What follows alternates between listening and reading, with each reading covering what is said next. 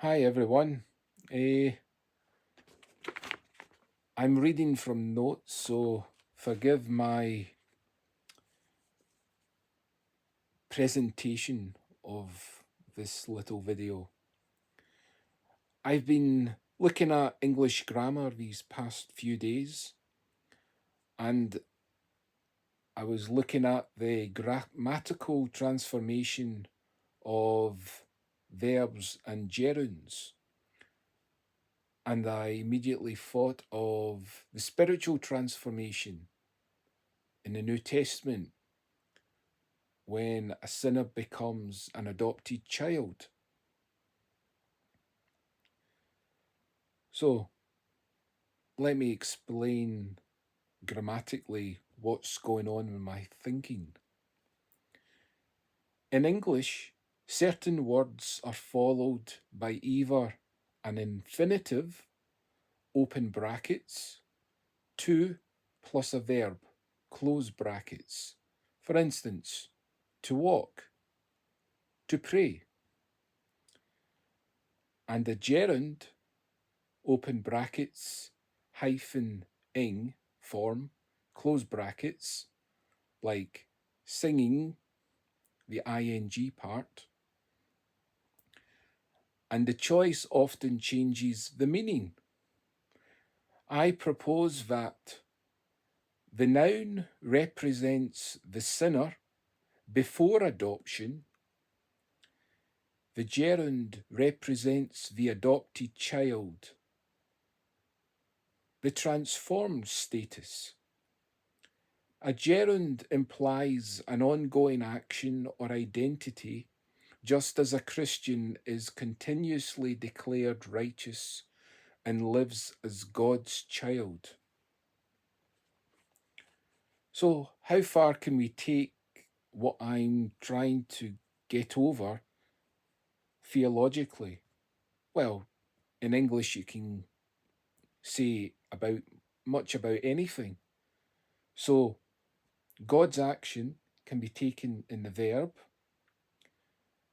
and the choice of verb could reflect the choosing, the calling, the justifying. Okay? Now, when it comes to the infinitive v the gerund contrast, if an infinitive implies a mere potential action, for example, in the sentence, God desires to save, where desires to is the infinitive, a gerund suggests an actual ongoing transformation. So the sentence could be, God justifies making sinners righteous, where making is the gerund.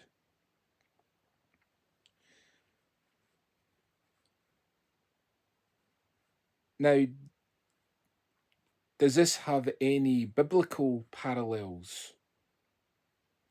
In Romans 8, verse 15, it says, believers receive the spirit of adoption.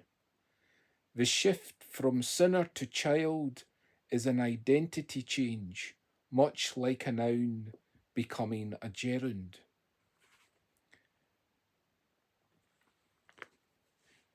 So here are some examples of what could possibly be given as examples. So the potential, the realistic adoption.